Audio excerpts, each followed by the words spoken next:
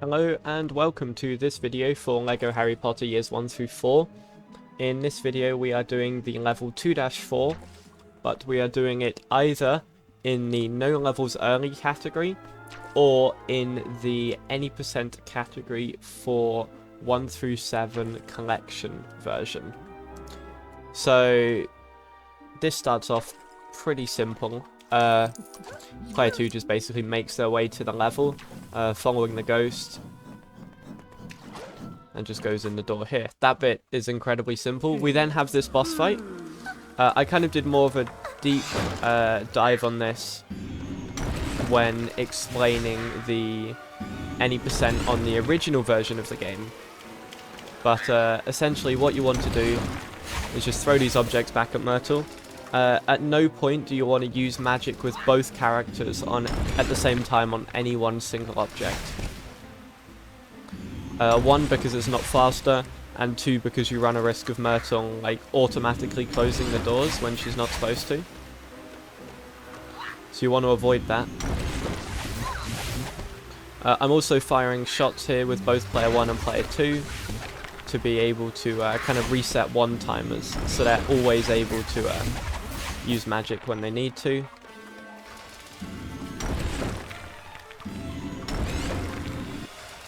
And it's also worth saying that Phase 2 and Phase 3 are RNG as to whether you get any silver pieces. They lose you time, but we didn't get any this time. And now we go into kind of part, or the second room of the level. So what we're going to do here is we have some 1P2C we have to deal with. This is quite difficult 1P2C in terms of what you need to focus on, and it's very easy for it to go wrong and be a larger time loss. We're going to start with player 2 because player 2 starts off more simple. Get player 2 onto the Wingardium Leviosa spell, use magic on the bookcase, pick up the skeleton hand, and then with the skeleton hand, come over and put that in the cauldron. That's kind of part 1. Player 1, at the same time hopefully, will come over here and jump on each of these 3 buttons to activate the stairs, and then jump up the stairs, come over here, and jump on this button, which means the stairs are permanently active. If we call that part 1, then we will now go on to kind of part 2 of the 1P2C. Player 2 will start with this time. We'll come back this way, up the stairs, and shoot this, pick up the item, and put it in the cauldron. Player 1 at the same time will jump over this way, shoot this plant pot, pick up the item, and then come back round and put this in the potion. It doesn't matter who you drink this potion with. I tend to drink it with player 2. But either way, whichever character you drink it with, the other character needs to move over this way. And of course, what we could do here is we could do an interrupt on the potion. Once Riddle has thrown the kind of chalice or whatever he's holding down, you can then hold the Y button so that he's on the spell selection menu, and then you can move with him. So we'll do that. And it kind of skips the second half of his animation. Even if the spell wheel itself doesn't appear, it does skip some of the animation, which is very useful. Then with Riddle, what you want to do, activate Lumos and jump onto these books here, this stack of books, because from here what you can do is you can Lumos jump up onto the bridge, which skips you building anything to do with the bridge at all. And then once you're up here, Lumos jump up to the strength handle, and then pull the strength handle. I think I just missed the timer for Riddle's strength ability, and it ran out, which is a bit annoying. You see, we do the animation skip again, and then jump onto here. Lumos jump up again, and then pull the strength handle. And there we go, it worked that time. And this kind of moves the thing blocking the door out the way, and we go through the door. We've got a bit more 1P2C in this room though. We're not out the woods yet. Kind of move both players down this way. Over to here. And one of these players, it doesn't matter who again, needs to come up and press this button to move the stairs. I tend to do it with player 1, but you can do it with player 2. And then both come over here. And if you want, you can do this casually by like shooting the painting and putting the button on and then pressing the button. But you can also skip it by doing a Lumos jump. This Lumos jump is a little bit awkward and you need to do it with both characters. But you want to position yourself with Lumos activated on this 4th step here. And then you can Lumos jump over to the right. You can't do it, I think, from the 3rd step, and you can't do it from the... Oh, you can do it from the 5th step. So either the 4th or 5th step, really. I tend to use the 4th step because it's easier. And then Lumos jump up, and you need both characters up here. The next bit, move both of them over to the right. One of them needs to do this, and the other person walks through. And then the other person needs to do this. One thing to note is if you're like this, where you've got both characters on this side, but this gate is shut, you can't have that. So what you actually need to do is when you're walking player 1 through, what you actually need to do is keep holding with player 2 longer than you think you should. And you see this activates a camera pan, and in that camera pan, that's when the gate opens. You need to make sure that you hold long enough with player 2 there. And then what you can do is, with either character really, jump and shoot this banner, and then start building.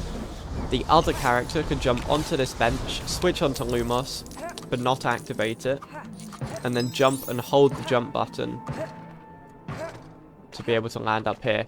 The physics are a bit weird for this. Basically, if you're kind of rubbing against this, against the platform, sometimes you won't get enough height. So it's good to give yourself kind of space away from the platform and then go up. Then once you're up here, activate Lumos, and that immediately activates the vine, which is always useful. And then you need to build these 2 platforms. Jump up with both characters. Jumping up is actually way easier than it looks. You don't actually need to judge the distance. What you can do is just jump on, hold jump, and hold forwards, and you kind of land on these pixels here, and then you can just jump from there. So you don't actually need to worry about like precisely landing on the 2nd platform. You can just do that, and that's quite easy to do. And then with both characters, use magic on this, and that will finish the level. Okay, so I will now show this level what it looks like if you do it a little bit faster. Okay, so doing this level again, but a bit faster. Make our way with Ron over here. Again, this is very simple. And then we go into the RNG section. So it's worth noting, in the 2nd phase, you will lose... Oh, I shot one too many times. You will lose 5 seconds for each silver piece that Myrtle throws. In the 3rd phase, you will lose 3 seconds for each silver piece that Myrtle throws. Obviously, you want to get 0 silvers as much as you possibly can. It's not too uncommon to happen,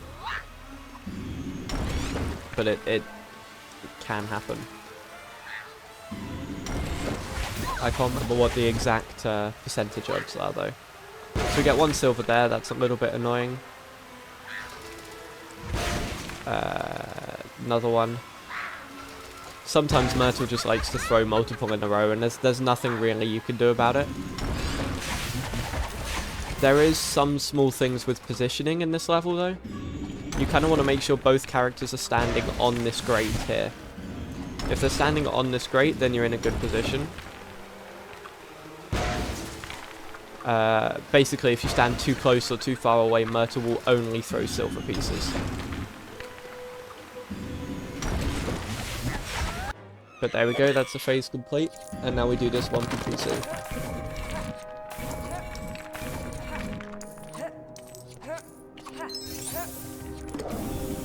So I'd say for the first part of the 1p2c, it's probably more important to focus on the jumps with Harry. Because that's where your big time loss can be. If Riddle's a bit slow getting up, that's not too much of a time loss at all.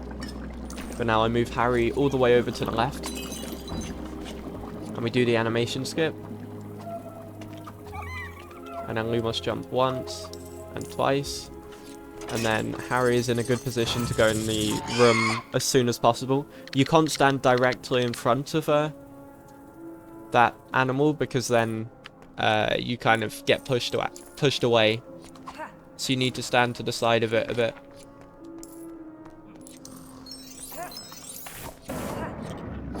So once again, go up with player 1, activate Lumos with both. And then player 2 Lumos jumps up. And then player 1 does it. I always make sure I stop and make sure each player gets the Lumos jump, because they're not the easiest Lumos jumps, because you have a small space to work with for where you can jump from. So I'll let player 2 build this. Player 1, I will stand up here, ready to jump the moment it finishes building. Like so.